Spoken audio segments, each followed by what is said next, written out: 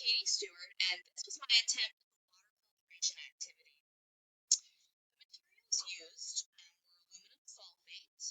I used a coffee filter, sand, charcoal, and gravel for this experiment. First, I created the layers of the filter. I used clear plastic cups and I stacked them. I also used a tack to put holes in the bottom of the cups. The first attempt, I started with the coffee filter at the top, sand, charcoal, and then gravel. So I went outside and grabbed some dirt, mixed it with water, and this is the before picture. And then I added the aluminum sulfate and waited about 10 minutes, and then this is the after picture. For the first attempt, I poured the dirty water with the aluminum sulfate into the filter, and the coffee filter caught most of the large debris, and then it sunk through the sand, the charcoal, and it took a little while to get from the charcoal to the gravel and from the gravel to the base. And one of the problems I found with my first attempt was that at the bottom, whenever the water finally filtered through, a lot of the charcoal had come with it. So I'm not sure if I had put too large of holes into the bottom of the cup or if I had the charcoal at the wrong level. So I went to attempt 2. I kept the coffee filter at the same height, then I had the charcoal, then I had the sand, then the gravel. My hope was that the sand would be able to filter out some of the charcoal from the first section. And you can see at the bottom of attempt 2, you can see the clear picture of the water. So it did do a better job at filtering out the water. However, there was a few grains of sand that snuck through at the end. So this is the clean water after attempt 1. So it has the tin of charcoal. And then this is the clean water after attempt 2 with only a few grains of sand. But it was pretty clean and I went with it. In my inquiry continuum, where would this activity fall? For the essential feature number 1, learners are engaged in scientifically oriented questions. In this case, we were tasked with designing a water filter. So we are essentially given the problem that we were to solve.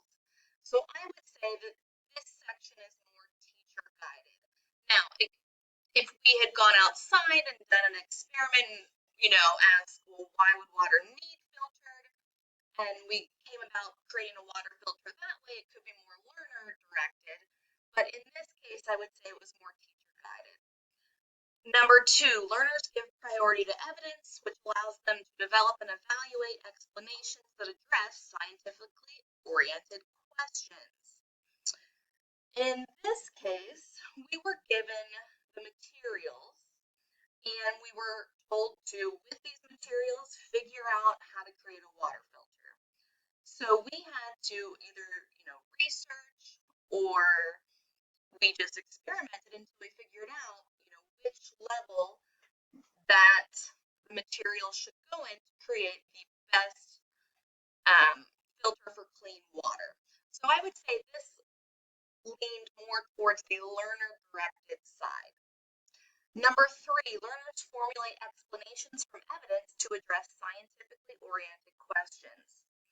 And this as well would lean towards the learner-directed side because once we had the filter, learners can, why did it work better if the sand was below the charcoal?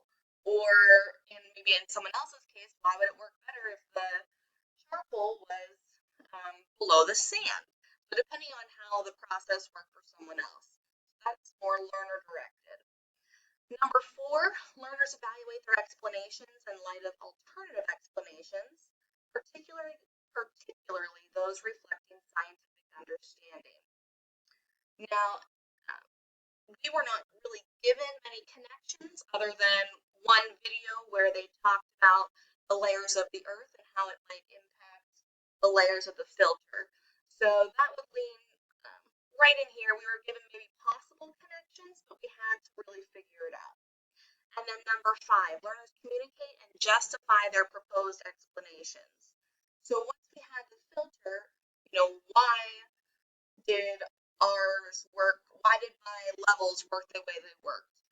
And so I would say that's more learner directed, and that we had to explain, well, why did I think the charcoal had to come before the sand? Well, I thought the sand could maybe filter out the charcoal. Maybe it was because I put too big holes in the bottom of the charcoal, or because the sand wouldn't sink through.